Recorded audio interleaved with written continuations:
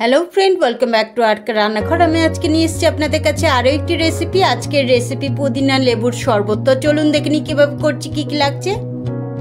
পুদিনার শরবত বানানোর জন্য এখানে নিয়ে নিয়েছি পুদিনা পাতা, নিয়েছি নুন, নিয়েছি চাট মশলা, বিট নুন, লেবু, নিয়েছি চিনি আর ভাজা জিরে গুঁড়ো। রান্নাটা এখন স্টার্ট করছি বন্ধুরা। পুদিনা পাতাটা আমি ভালো করে বেছে ধুয়ে পরিষ্কার করে রেখেছি। এখন আমি এটাকে মিক্সির জারে নিয়ে নেব।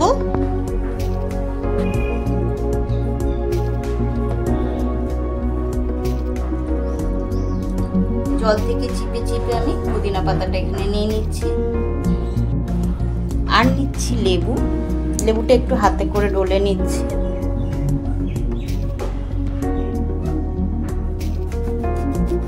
লেবুগুলো কাটা হয়ে গেছে। এখন আমি লেবুর দানাটা ফেলে ফিরে আসছি।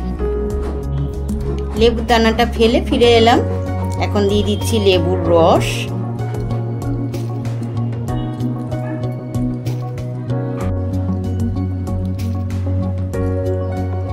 আমি এখানে দুটো লেবু ব্যবহার করছি। আপনারা আপনাদের ইচ্ছা অনুযায়ী লেবুটা একটা বা দুটো ব্যবহার করবেন।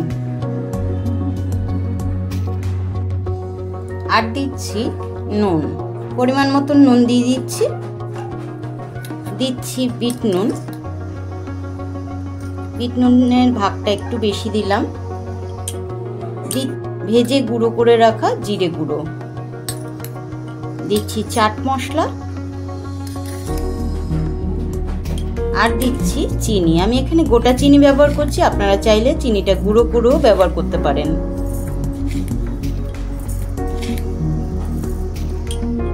এখন সমস্ত উপকরণগুলো মিক্সিতে ভালো করে পেস্ট করে ফিরে আসছি।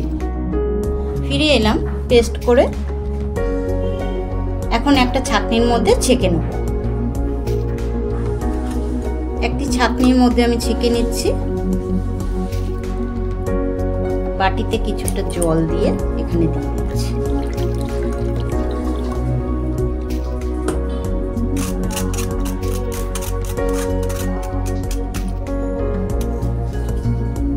সমস্ত উপকরণগুলো মিক্সড করে নেব ভালো করে।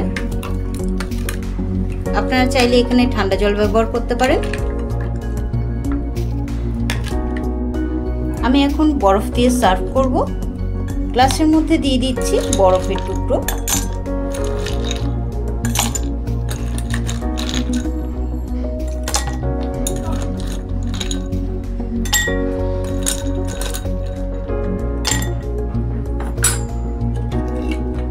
পুদিনার শরবতটা দিয়ে দেবো।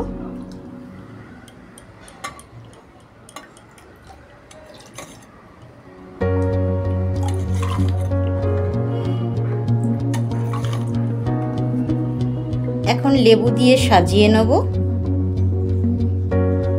লেবুগুলোকে আমি স্লাইস করে কেটে নিয়েছি সাজাবার জন্য।